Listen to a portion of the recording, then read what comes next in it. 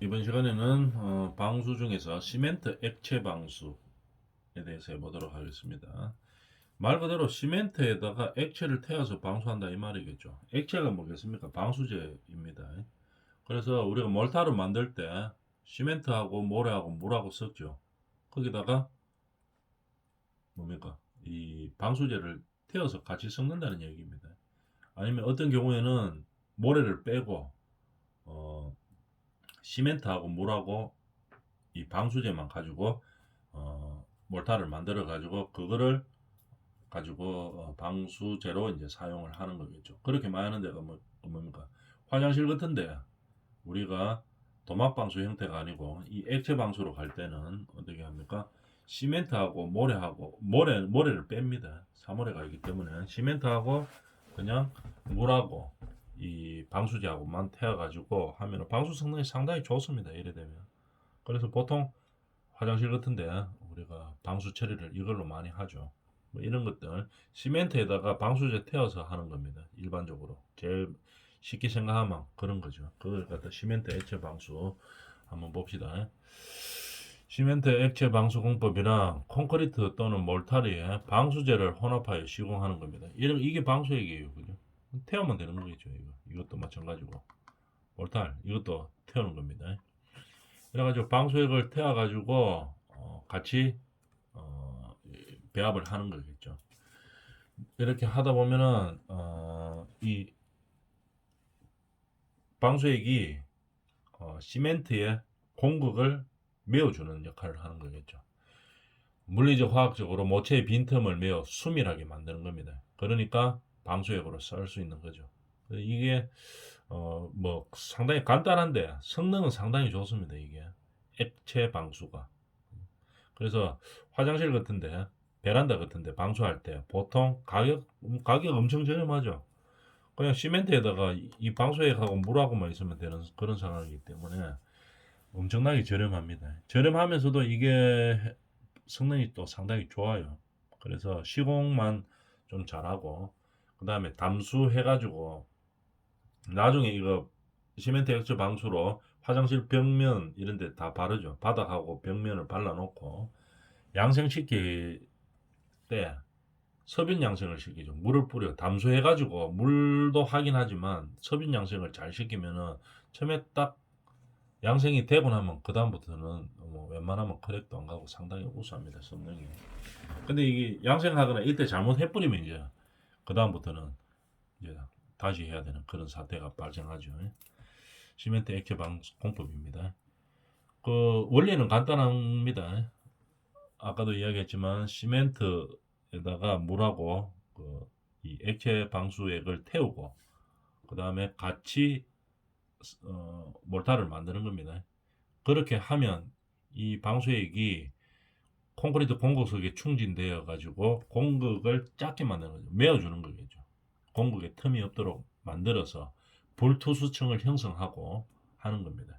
아예 없게 만들든 다 메우든지 아니면은 최소한도로 공극을 작게 만드는 거겠죠. 이렇게 하다 보니까 처음에 시공할 때만 좀 잘하고 양색만 시공할 때 꼼꼼하게 하는 게 중요하죠. 방수의 시공은 꼼꼼한 겁니다. 뭐 어떤 특별한 기술이 있는 게 아니고 꼼꼼하게 한 다음에 이 양색만 처음에 잘 되면은 초기에 양색만 잘 되면은 이게 상당히 오래 갑니다.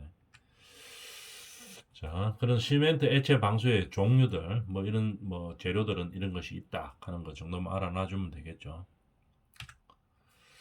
시공은 음, 우리가 시멘트 아까 이야기했듯이 시멘트 몰타를 만들 때 넣어서 하는 경우도 있고 주로 태워서 많이 하죠.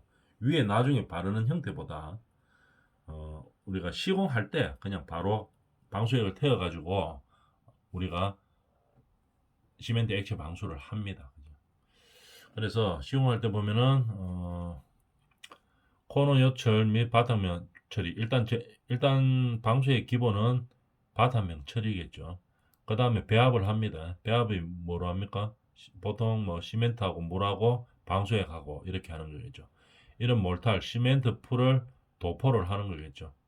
그 다음에 방수액을 태워주고 그 다음에 나중에 보호 몰타를 칠해주고 이렇게 하는데 보통 뭡니까? 이런 식으로 시멘트 풀을 도포하고 난 다음에 그 위에 다시 방수액을 바르는 경우도 있지만 그보다는 같이 섞어서 하는 경우가 더 많이 있습니다. 섞어서 했을 때 성능이 좀 더 많이 나오는 경우도 있죠. 그 다음에 시멘트 풀을 접착제를 바르고 난 다음에 방수액을 도포하는 경우도 있습니다. 뭐 이래도 되고 저래도 되죠. 같이 섞어도 되고 아니면은 시멘트 풀을 먼저 도포하고 난 다음에 그 위에다 방수액을 도포하고 그거나 비슷한 형태죠. 형태는 어차피 섞이는 형태이기 때문에 방수액이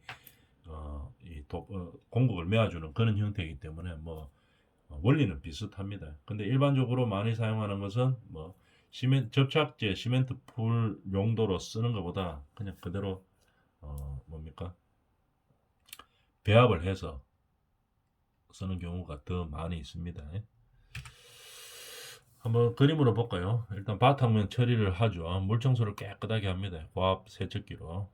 그 다음에 시멘트 풀, 몰탈 접착제를 한번 발라주는 거죠. 아무래도 뭡니까?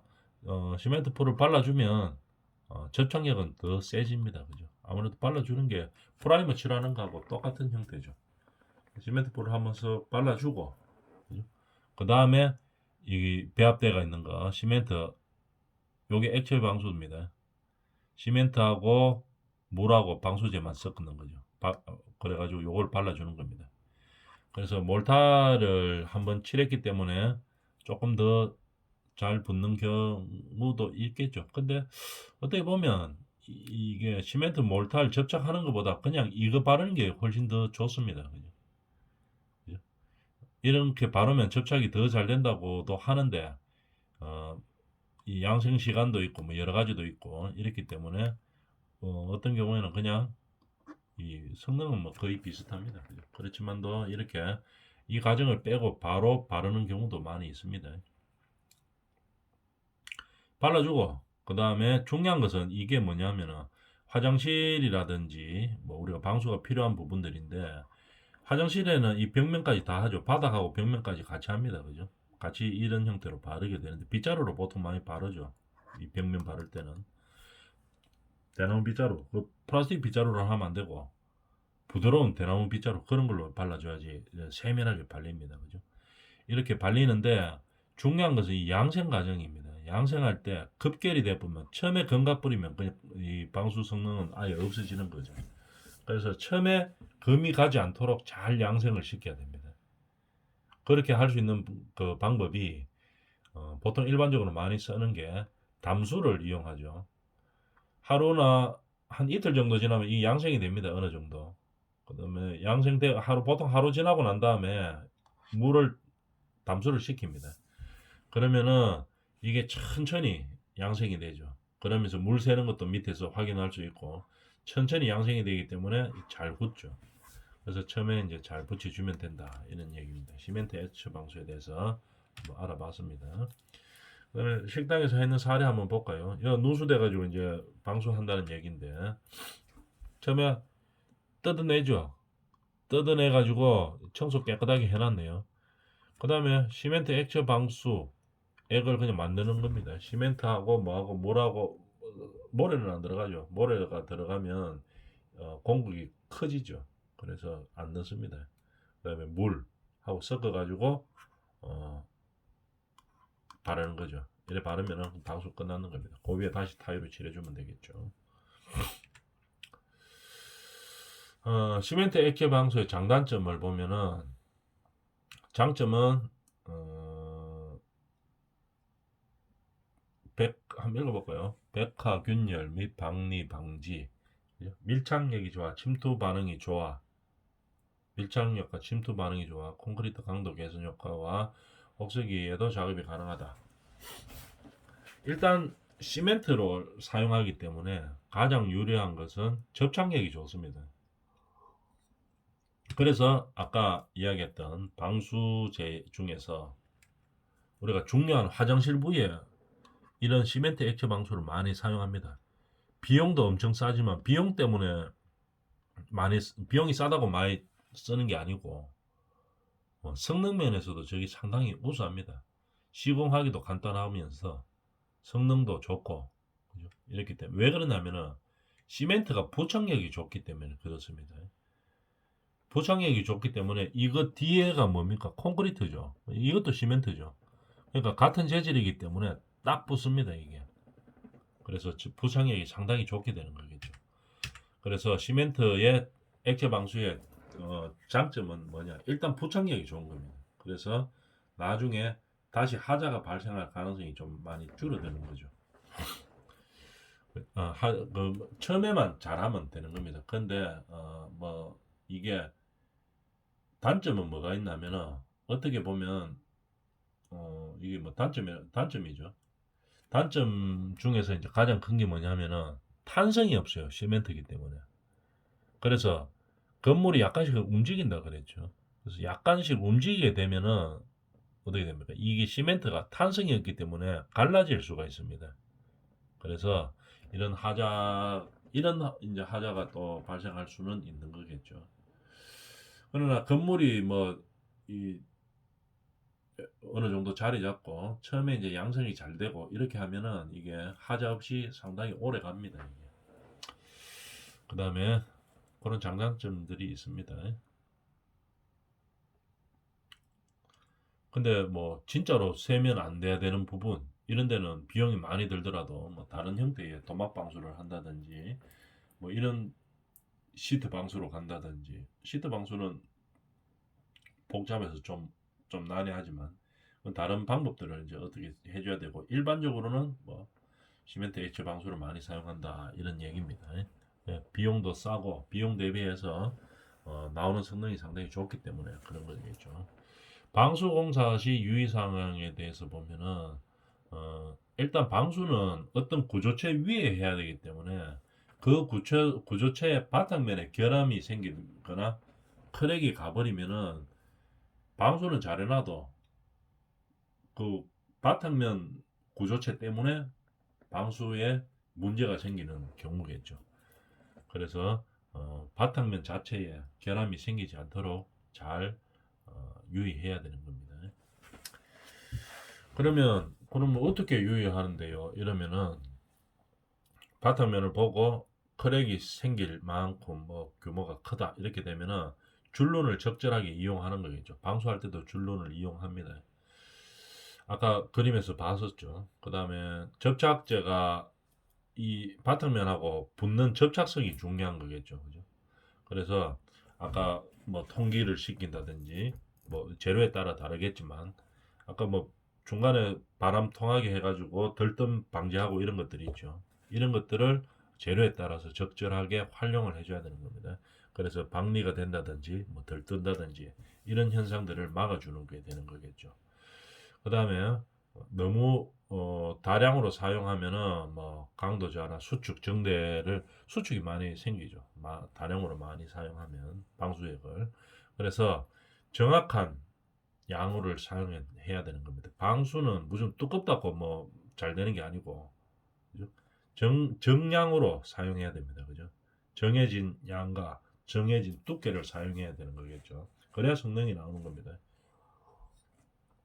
무조건 두껍다고 뭐 방수 성능이 좋아지는 건 아니겠죠. 오히려 잘못하면은 어, 수축이 돼가지고 크랙이 가는 수가 있겠죠. 그래서 항상 정해진 양으로 정확한 시공이 필요하다 이런 얘기입니다. 그 다음에 방수는 아까도 뭐 이야기했지만 시공을 밀실하게 하고 중요한 게 보양입니다. 보양할 때 크랙이 많이 가요. 그래서 방수는 시공은 잘 해놨는데 보양하면서 너무 막 그날 바람을 엄청 막 불어가지고 물이 너무 빨리 증발돼가지고 뭐 이런 것도 있죠. 빨리 너무 급결됐다든지 이런 경우에 크랙이 많이 가죠. 항상 이 양생이 잘 되도록 그래야지 처음에 공사할 때 접착력이 세게 딱 붙어야 됩니다. 구조체하고 그래야지 방수 성능이 오래가고 결함이 없게 되는 형태가 되는 거죠. 그게 시멘트 액체 방수의 가장 유의해야 될 점입니다. 그 다음 실링 방수 실리콘 쏘는 거겠죠. 우리가 뭐 흔히들 많이 볼 수 있는 것들입니다. 실리콘 우리 쏘는 거 요래 만져보면 탄성이 있죠. 그죠? 그렇기 때문에 우리가 잘 찢어지지도 않습니다. 실리콘 한번 이렇게 우리 외벽 같은 데 쌓아놓으면 요런데 우리가 창틀 같은 데 많이 써죠. 실리콘들을 이렇게 쏘는데 이 창호나 유리공사 할 때 우리가 전부 다 뭐로 유리창 같은 거 뭘로 잡고 있습니까? 그냥 실리콘 힘으로 잡고 있는 겁니다. 그래서 뭐 홈파가 홈에다 끼워놓고 이런 게 아니고 그냥 실리콘 힘으로 양쪽에서 잡고 있는 거겠죠. 그래서 실리콘은 힘도 상당히 이 접착력도 좋고 그 다음에 탄성도 좋고 이래가지고 상당히 우수한 건축 재료죠. 대부분 마감공사는 이 실리콘으로 거의 다 처리를 하죠. 그래서 이 실리콘이 아주 우수한 성능을 가진 효용이 상당히 좋은 그런 건축 재료입니다.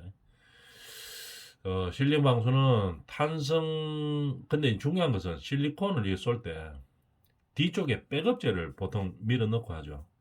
요렇게 너무 좁은 거, 요런 거는 관계 없는데, 흠이 요래 좁은 거는 관계 없는데, 홈이 넓은 거 있죠. 한 25mm 정도, 또 15mm 막 이렇게 되는 거, 10mm 넘어가는 거, 이런 거 실리콘을 만약에 쏘면은, 뒤에 백업재를 안 넣으면은, 백업재 뭔 줄 알죠?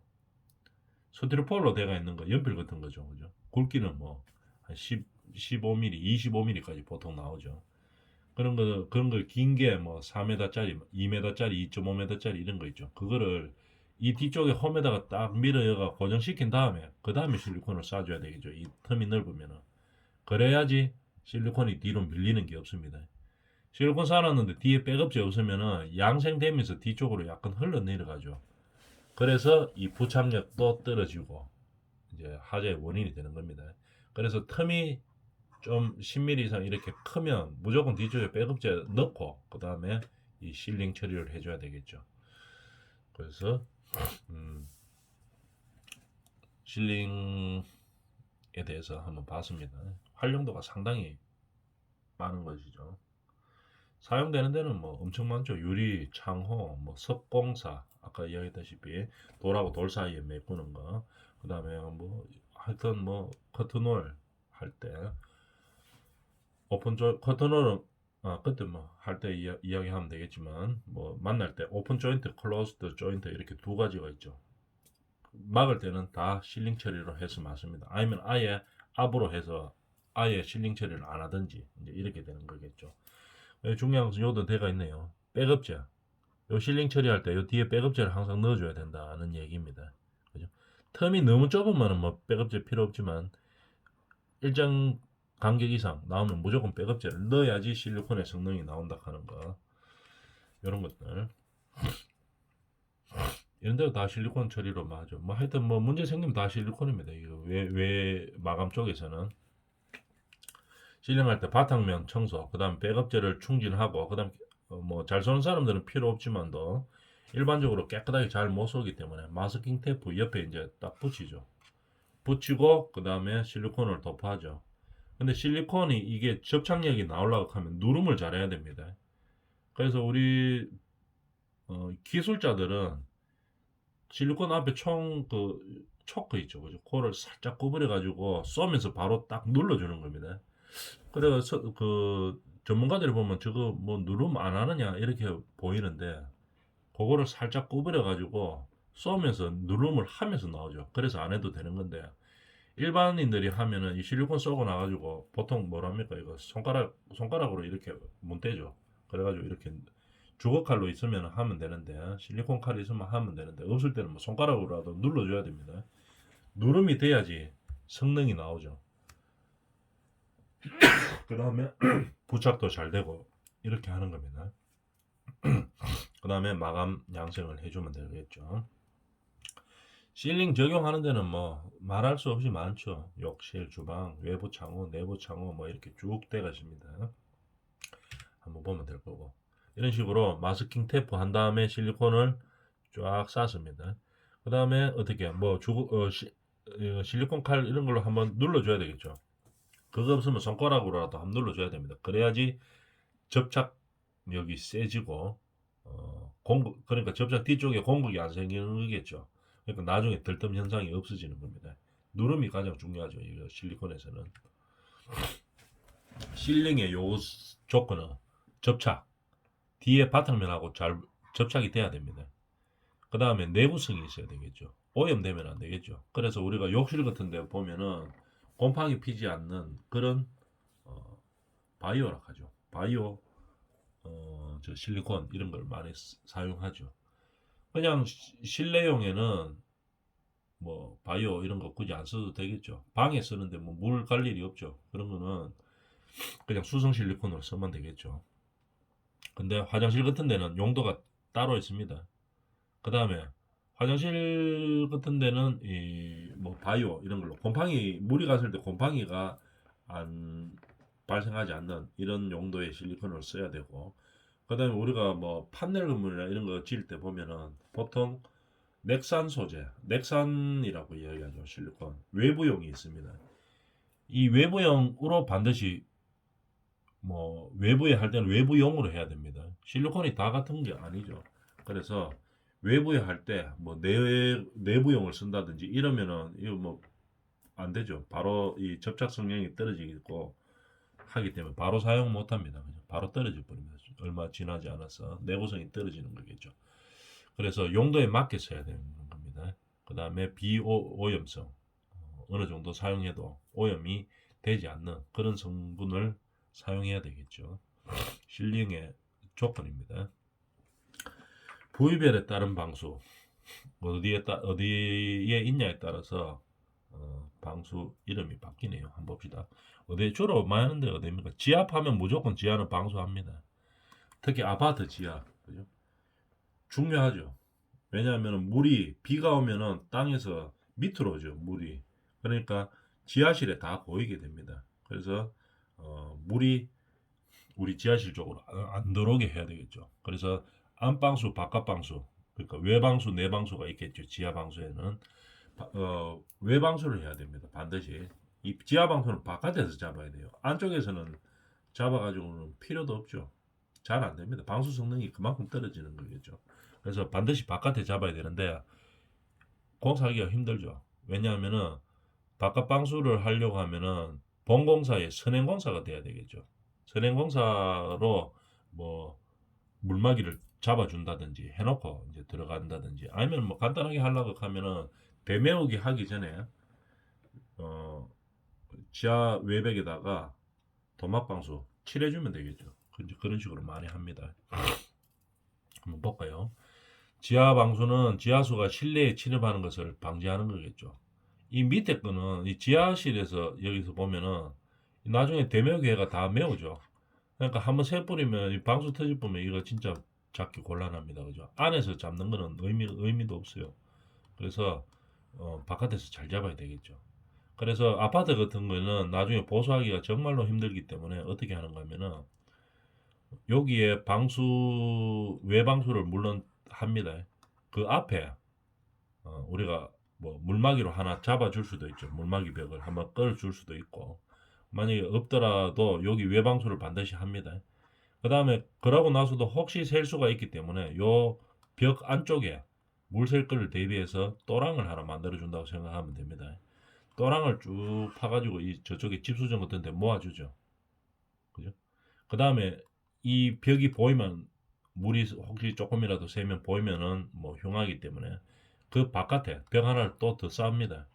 ALC 블록을 쌓든지 아니면은 뭐 옛날엔 벽돌을 쌓았는데 요즘은 ALC 블록 쌓든지 아니면은 요즘 판넬들 잘 나오니까 판넬들로 딱 막아주는 거죠. 그럼 우리는 지하실에서 보면은 요 벽이 물이 새면은 요 벽면에 이제 뭐 곰팡이가 생긴다든지 자국이 생기는 거겠죠. 요다가 앞에 한 개 더 있습니다. 벽이. 그러니까 우리가 이 안백은 못 보는 거죠. 바깥에만 보니까 물이 전혀 안 새는 것처럼 보이죠. 바깥에 방수도 잘하고 혹시 셀지 모르기 때문에 새면 여기다가 물 흐르는 또랑을 딱 팔아가지고 물을 집수정에 모아서 그냥 바깥으로 펌프로 빼내든지 이제 이렇게 하는 형태겠죠. 그렇게 할 만큼 지하 방수는 중요하다는 얘기입니다. 왜? 거의 보수할 수 없기 때문에.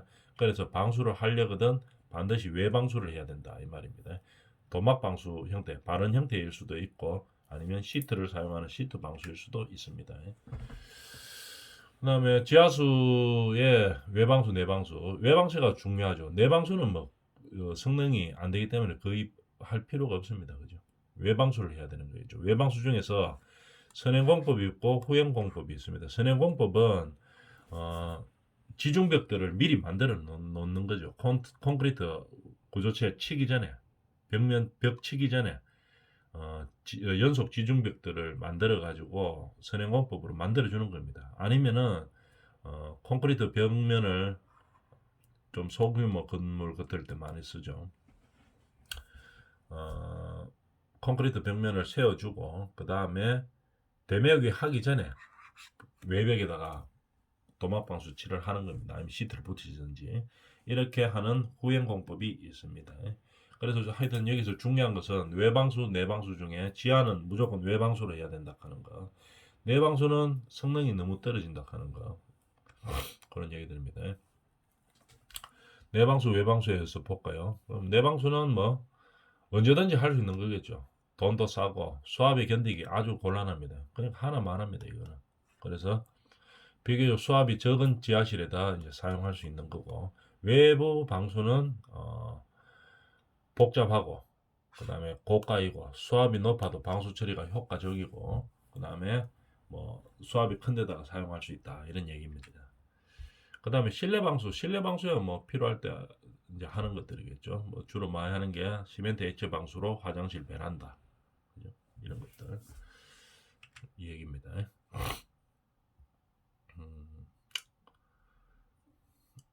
시공 실내 방수의 유의점은 일단 조금 전에도 이야기했다시피 실내 방수를 하면서 중요한 것은 양생시킬 때 잘해야 됩니다. 물론 아까 뭐 시멘트 액체 방수, 도막 방수, 멤브레인 방수 다 마찬가지죠. 바탕면 처리를 깨끗이 잘하고 그 다음에 성실하게 시공을 잘해야 됩니다. 밀실하게 그죠? 잘 해놓고 그까지는 다 잘 해놓고 그 다음에 시멘트 액체 방수 이런 것들은 어떻게 합니까? 특히 양생에 신경을 써야 된다. 어떻게 양생을 해가지고 급결되는 것을 막아줄 것인가? 그래서 크랙이 가는 것을 막아줄 것인가? 이거에 대해서 현장마다 잘 연구를 해야 되겠죠.